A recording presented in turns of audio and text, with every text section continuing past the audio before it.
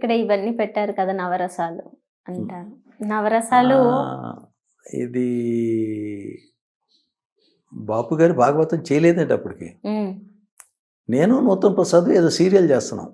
If I'm not mistaken గుండం గంగరాజు గారు నాన్న చేస్తుంటే అన్నాడు, ఉందా అన్నాడు. లేదన్నా. అదేంటయా బాపు గారిది మన ఇంట్లో లేకపోవటం ఏంటి అని చెప్పని ఆయనే పాపం ఆయన వెహికల్లో పంపించాడు. డబ్బులు ఇచ్చాను అది వేరే సంగతి. ఆయన వెహికల్లో పంపించి ఇక్కడ పంపించాడు. ఆ తర్వాత బాపు గారి దగ్గర భాగవతం చేశా ఈటీవీకి. దాంట్లో ముందు జనకుడు క్యారెక్టర్ చేశాను. అది చూసి ఆయన ఇంప్రెస్ అయ్యి ఆయన కూడా చాలా లైక్ చేసేవాళ్ళండి. నందుడు క్యారెక్టర్ చేయించారు ఆ తర్వాత దాంట్లోనే కృష్ణావతారంలో. అట్లా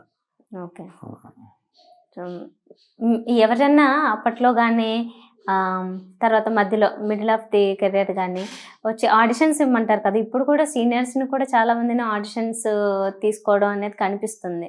మమ్మల్ని ఎప్పుడు అడగలేదండి. ఓకే.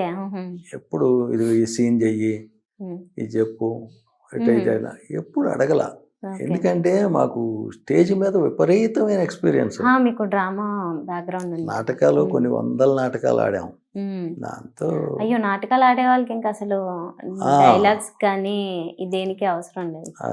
అదే ఓకే. మా కోసం ఒకసారి ఏమన్నా నవరసాల్లో కొన్ని రసాలు చూపిస్తారా? ఇప్పుడు ఏ రసం చూపించలేదు, ఇప్పుడు ఉన్నదంతా నీరసం. ఆ నవరసాలు పోయి ఇది 10వ రసం.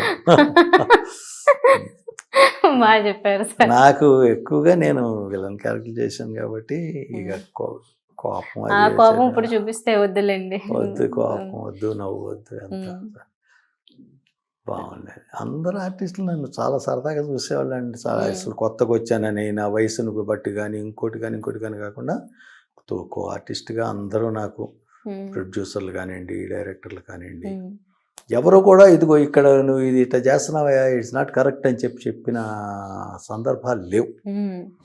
అంటే అంత మాత్రం నేను ఎంత కరెక్ట్ చేశానని కాదు, బట్ నెగ్లిజిబుల్ ఉండొచ్చు. పొరపాట్లు చేయకుండా మనిషి ఎట్లా ఉంటాడు, తప్పనిసరిగా చేస్తాడు.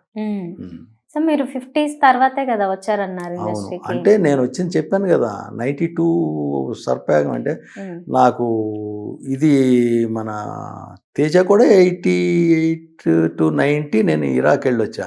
ఆ తర్వాత చేసా తేజ.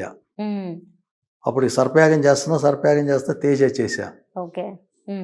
అంటే 91 దాదాపు నా ఎంట్రీ 91 కింద లెక్కేసుకుంటే నేను 43లో పుట్టా.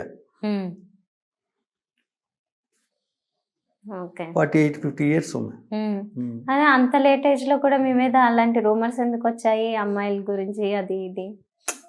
ఏమండి రూమర్స్కి లోటు ఏముంది, సినిమా ఇండస్ట్రీ అంటేనే రూమర్స్ వస్తానే ఉంటాయి. అవి దానికి నేను చాలా దూరం. పొద్దున్నే షూటింగ్కి వెళ్ళటం, ప్యాకప్ చెప్పాను కదా, అలాంటివి ఉంటే నేను బయట తిరిగేవాడిని కదా వాళ్ళతో పాటు. తిరిగి రాత్రి 9, 10, 11 కొంపలుగా చేరి ఇట్లా చేసేవాళ్ళం కదా.